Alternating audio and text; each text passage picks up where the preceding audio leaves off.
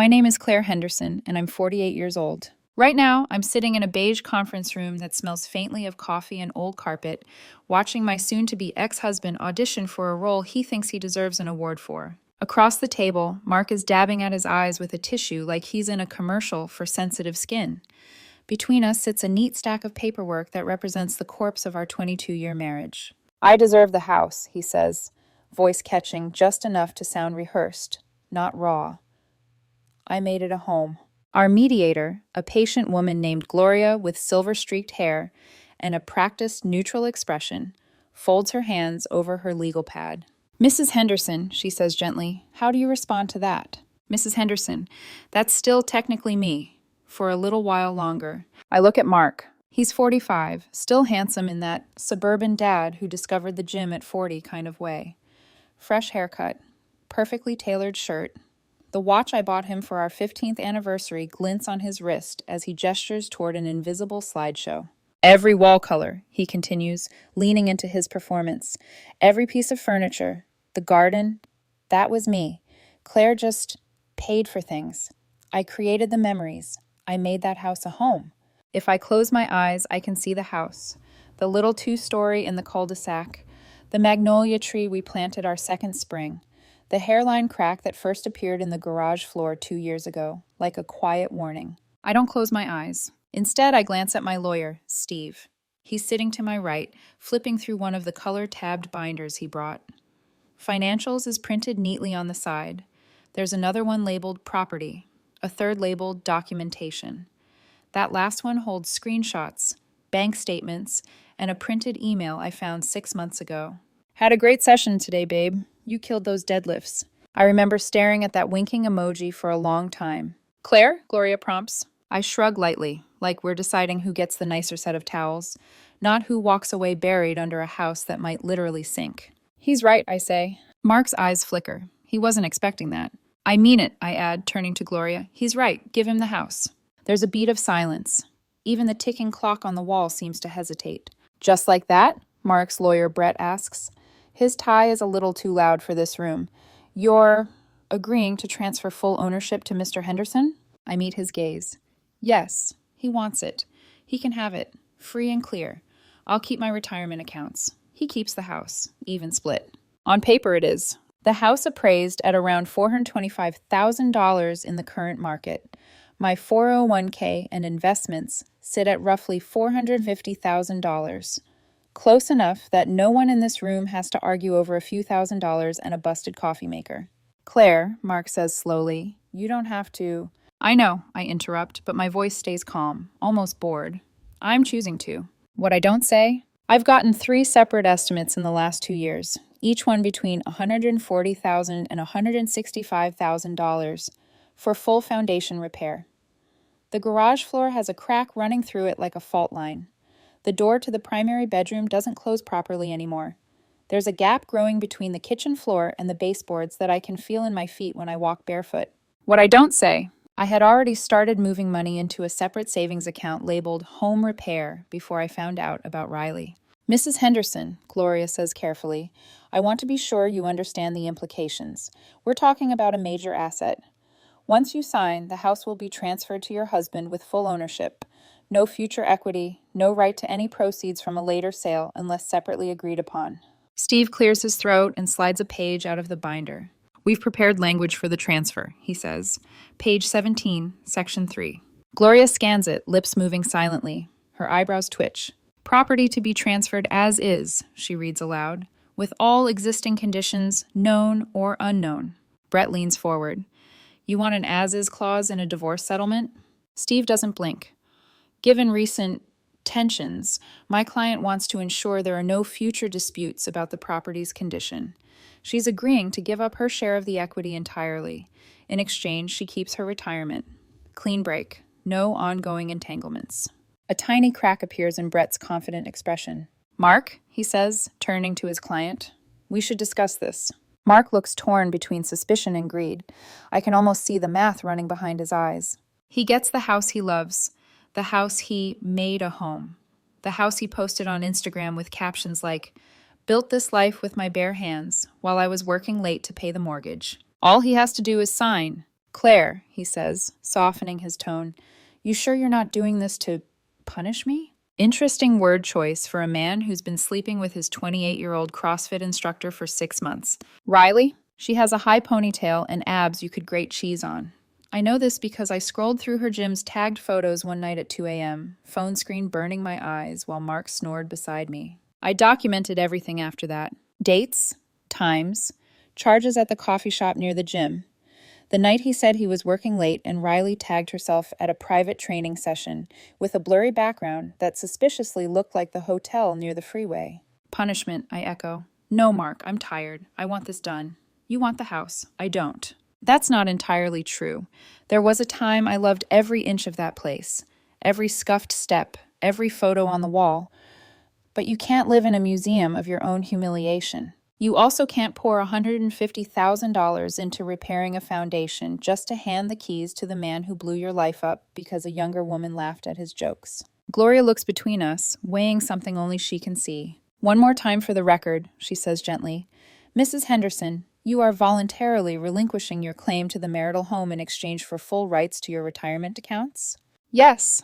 And you understand that the property will be transferred as is? Yes. She turns to Mark. Mr. Henderson? He takes a breath and squares his shoulders. The performance snaps back into place. Yes, he says. I accept. Of course he does. Gloria nods, makes a few notes, and signals to her assistant to bring in the full packet. The signing begins. Initial here, signature there, date on this line. It's amazing how 22 years can be reduced to a dozen places where your hand has to look steady. When it's done, Gloria closes the folder with a soft thud. Legally, she says, you'll be divorced once the court processes the paperwork, but as of today, your property agreement is finalized. Mark practically glows. He looks like a man who just won a game he didn't realize was rigged against him from the start. Guess I'm a homeowner, he says lightly, trying to catch my eye. You already were, I think. You just never bothered to look down at the ground you were standing on. Instead, you were looking at Riley. We stand. Steve collects his binders. Brett is already murmuring something to Mark about timelines and filing fees. Gloria offers her hand to each of us in turn. I hope, she says, that this allows you both to move forward. Move forward, out of a marriage held together by paint and denial, away from a man who thought I would crumble without him, away from a house whose floors have started to whisper the truth every time they shift and groan at night. In the parking lot, the air is bright and too sharp, the way it feels right after a storm. Steve walks beside me. You okay? He asks. I look back at the building, at the tinted windows hiding the conference room, where Mark is probably already calling someone to brag about how he beat me. I will be, I say. Once the court stamps everything, and I'm no longer legally attached to that house. He nods. You know he's going to be furious when the foundation situation hits, right? A breeze lifts my hair. Somewhere a car alarm chirps as it locks. He had 2 years to notice, I say quietly. Contractor estimates in the filing cabinet, doors that won't close, cracks in the garage. If he never bothered to look, that's not my problem anymore. Steve gives a low, humorless chuckle. Gravity has a way of taking over, he says. You don't have to push anything, just get out of the way. I think of the house again, the split in the concrete, the numbers on the estimates, the way Mark's face lit up when he signed for it. Maybe that's all this is, I think as I unlock my car. Not revenge. Just stepping aside and letting things fall where they were always going to fall. Mark wanted the house. He got it. As is. It's been 2 weeks since the papers were signed. 2 weeks since I walked out of that mediation office and left behind the house, the mortgage, the creaking pipes, and the ghost of who I used to be. Mark, of course, wasted no time declaring victory. My phone buzzed with a dozen screenshots from mutual friends, posts of him standing on the front porch, champagne bottle in hand, grinning like he just closed $1 million deal. Fresh start, new chapter. Sometimes you have to fight for what's yours. He even tagged his sister Marcy, who commented, "You earned it. She never appreciated that beautiful home." I didn't reply. I just scrolled, thumb hovering over the screen, and felt something unexpected. Not anger, not sadness, just relief. Let him think he won. Let him decorate the rot. 3 days later, the text started. Mark. Did you know the garage floor's cracked? Mark. The contractor says it's serious. You should have told me. Mark. Claire, this is fraud. I'm calling my lawyer. I put my phone face down and went back to stirring my tea. By the next morning, there were 15 more messages, each one more frantic than the last. They're saying $150,000 to fix the foundation. You knew, didn't you? You're evil. Please, just talk to me. I didn't. It wasn't my house anymore. By noon, Steve called. His voice carried that calm amusement lawyers get when someone else's chaos becomes billable hours. Brett reached out, he said. Apparently, Mark's discovered the cracks you warned me about. Already? I asked, pretending to sound surprised. He's claiming you concealed the problem. Page 17, I said. Steve chuckled. Exactly, the ass's clause. He signed it. I reminded Brett. There was a long pause, then he hung up. I smiled into my tea. Expect more calls, though, Steve added. Men like Mark don't collapse quietly. That afternoon, Marcy called. She didn't bother with pleasantries. Claire, you need to help my brother. Help him how? With the house. The foundation's failing and he can't afford the repairs. That's unfortunate, I said. Unfortunate, she snapped. You were married for 22 years. We're being the key word. Marcy exhaled sharply. You're really going to let him drown in debt after everything he gave you? What he gave me, I said, was paperwork proving he cheated with a 28-year-old gym instructor. What I gave him was exactly what he demanded. The house, as is. Silence crackled on the line. You always were cold, she said finally. You know that? No, I said softly. I just stopped being soft. I hung up before she could reply. That night, I poured myself a glass of wine and sat on the balcony of my rental, small, quiet, facing a strip of trees and the hum of distant traffic. Below me, a neighbor's dog barked once and fell silent. Somewhere inside, a washing machine thumped rhythmically. I opened my laptop and pulled up my old home repair folder. The 3 estimates sat there like old scars. $140,800 from Ridgeway Construction. $155,300 from Larkin Foundation and Slab. $164.09 from Golden Earth Repairs. Each one came with diagrams of stress fractures, soil shifts, and warnings in bold red letters. I'd planned to fix it that spring. I'd even started saving, quietly, carefully, until the night I saw Mark's text from Riley. You look so good today, Coach. Can't wait for the weekend. That was the night I stopped planning to fix anything. By the end of the week, the story had spread.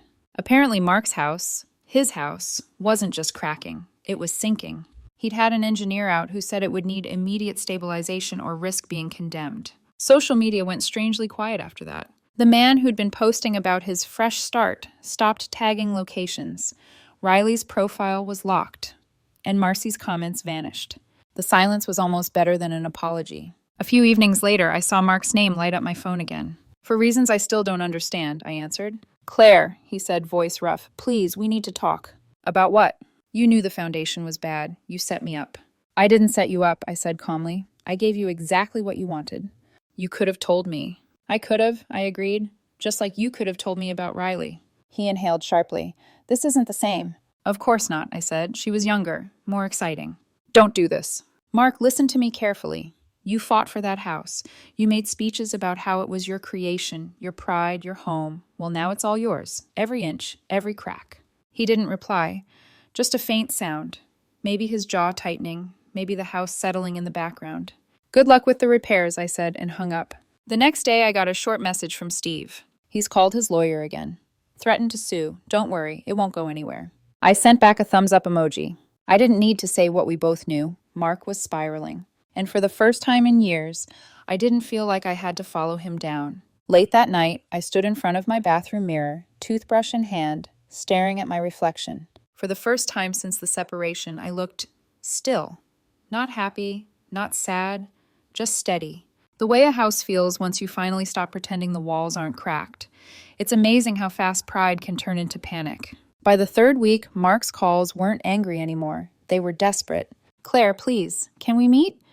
Riley's gone. She said she can't handle the stress. The bank's threatening to freeze my line of credit. I don't know what to do. I didn't answer most of them. The few I read were like watching a man drown in a puddle he'd insisted was a pool. One morning, Steve called, his tone crisp but amused. Gloria, the mediator, reached out, he said. Mark's trying to reopen the property division. Claims you hid the foundation issue. I exhaled through my nose. Let me guess. She reminded him of the clause? She did, Steve said. And from what I heard, he cried in the parking lot afterward. I didn't say anything. There wasn't much to say. When you spend years being told you're overreacting, there's a quiet satisfaction in watching reality make your case for you. The satisfaction didn't last. That night, Mark posted a long, rambling Facebook update, half confessional, half smear campaign. Some people are so cold they'll ruin a man just to feel powerful. I was blindsided, betrayed, sabotaged. The comments poured in. A few of his gym buddies sent heart emojis. His sister wrote, "She never deserved you." But then there were the cracks. A mutual friend, Janet, commented, "Wait, didn't you have an inspection when you took the house?" The post vanished within an hour. The next day, Mark showed up at my apartment building. He must have gotten my address from the old forwarding label I'd forgotten to cancel. I spotted him through the peephole. Same polished shoes, but his shirt was wrinkled, his face drawn. When I didn't open the door, he spoke through it. "Claire, please, just talk to me. Riley left. The contractors won't start until I pay half up front. I need help." I stayed silent. "You have money," he said. "You could cover half. When I sell the house, I'll pay you back double." That almost made me laugh. "Mark," I said finally, my voice low through the door. "You want me to pay for repairs on a house I don't own? It's only fair." "Fair," I repeated. "Fair would have been you not lying to my face for 6 months. Fair would have been you not dragging me through a courtroom to win a house you couldn't maintain. You wanted independence. You've got it." There was silence, then a quiet, strained sound, somewhere between a sigh and a sob. "This is about your pride," he said. "You want to watch me suffer." "No," I said. "I just stopped volunteering to save you." I listened as he walked away, the heavy thud of his shoes echoing down the hall. A week later, his mother called. Helen's voice had always reminded me of lavender and old wood, warm, steady, judgmental in the gentlest possible way. "Claire, dear," she began, "I know things have been difficult." I waited. "Mark's made mistakes, I admit that, but he's overwhelmed. You know how he is. He doesn't handle stress well. He handled sneaking around with Riley just fine." A pause.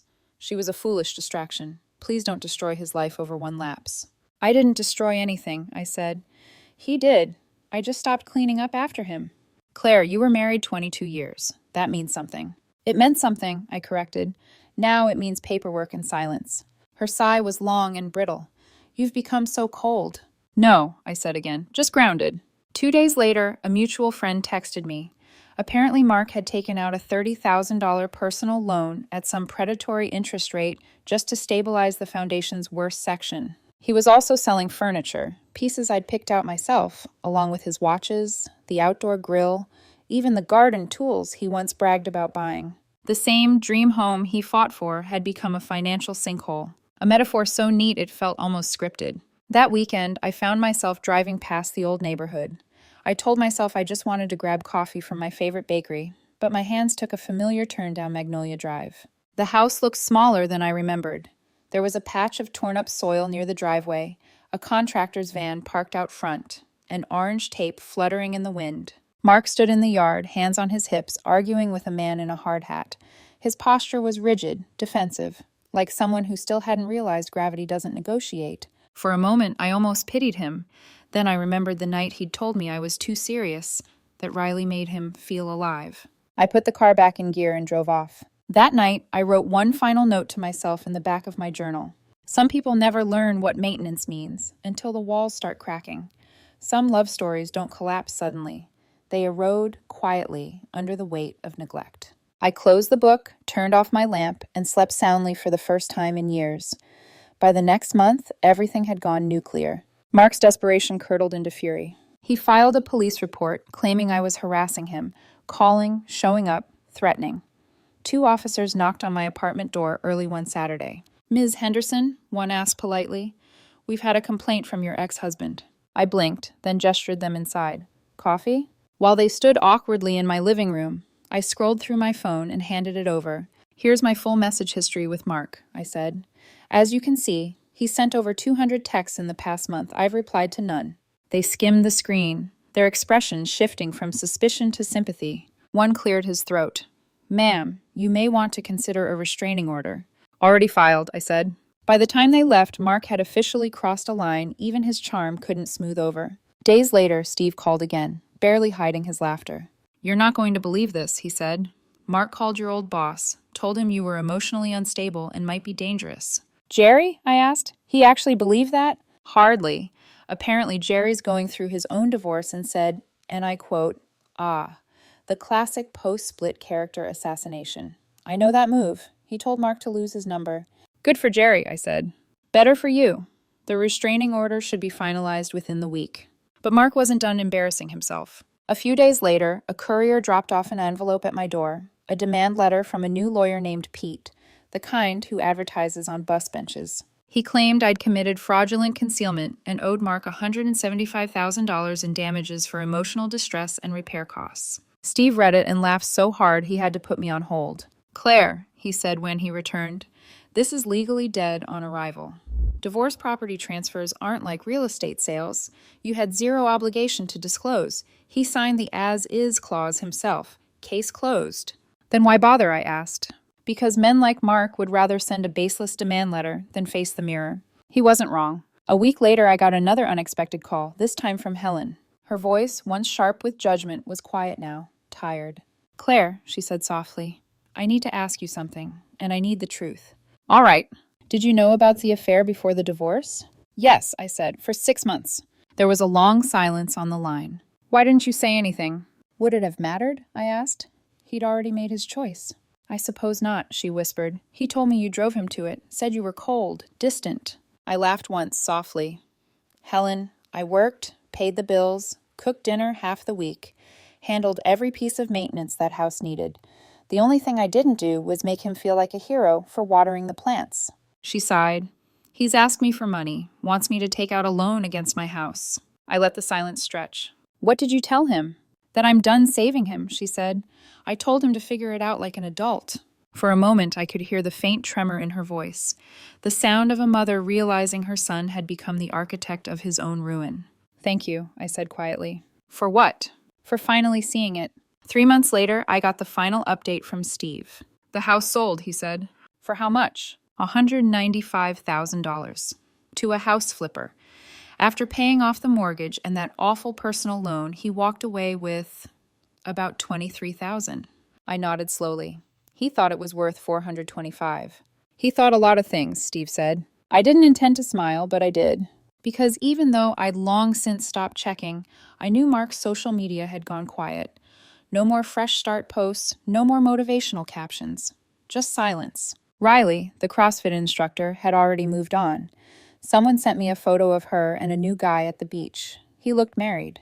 Fitting. A week after that, I got a call from an unfamiliar number. "Hi," a man's voice said. "My name's Jake. I just bought your old place, the one on Magnolia Drive.